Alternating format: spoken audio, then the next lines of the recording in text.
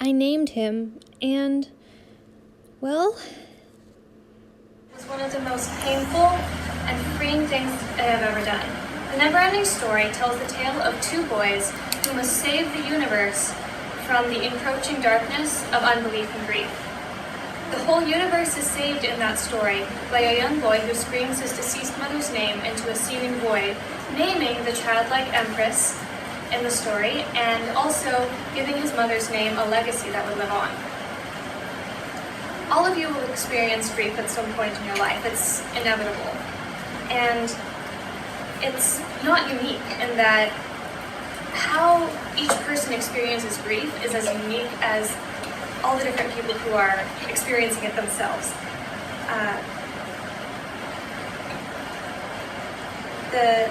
And I myself have experienced grief because I'm a human, like anyone else.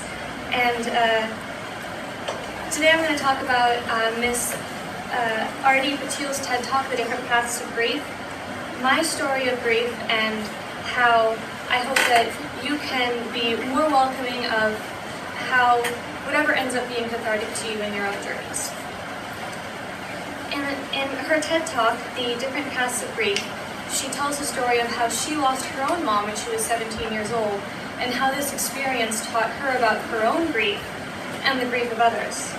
She emphasizes that grief comes from a lot of different forms and causes, whether it be the loss of a loved one, or a job, or one's health, that all of these different forms of grief, causes of grief, are valid and deserving of compassion. And she also describes the fact that sometimes closure as a concept might not even be a real thing, because even if we have mostly healed from the grieving experience, it doesn't mean that we'll forget that thing which we grieve for. This TED Talk was deeply meaningful to me because it reassured me from a stranger in a way that I needed to hear or be reminded of, that my grief was valid, even if it wasn't exactly as society would normally frame it. Okay, so for some background. When I was 15 years old, I was sexually abused by a family friend who was more than 4 times my age.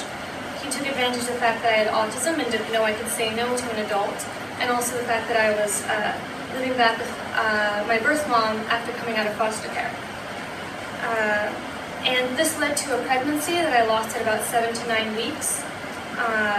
And then I would spend about the next 5 years in complete denial that I'd ever been pregnant or even had a child. And this denial led me to feel an overwhelming sense of guilt that made me believe that I shouldn't be allowed to grieve. How could I claim grief if I couldn't even admit for the longest time that I ever carried a child? But in her TED Talk, Ms. Patil emphasizes that all grief is valid, no matter the cause, and that even I deserve the love and compassion that I would want to give to someone else.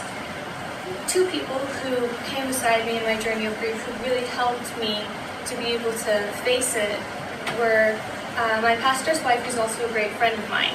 She assured me that my grief was real, and that even though she'd never experienced a similar grief, that her heart broke for me and encouraged me even to go and look at the different stages of grief. And just her telling me to do that just told me, hey, your grief is real, and that really helped. Also, another friend of mine, Miss Allison, I talked to her about her own story of miscarriage when she lost her first child before she had her adorable little daughter that's running around now, and that she was utterly devastated, and her acceptance of my grief, having lost a child that she was trying to have, really helped me face mine.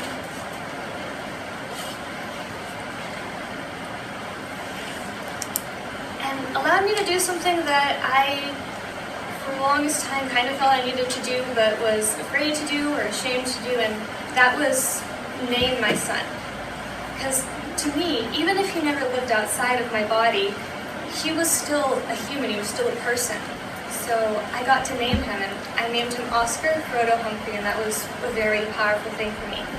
And I've experienced grief because I'm a human, and all of you will experience grief at some point in your lives.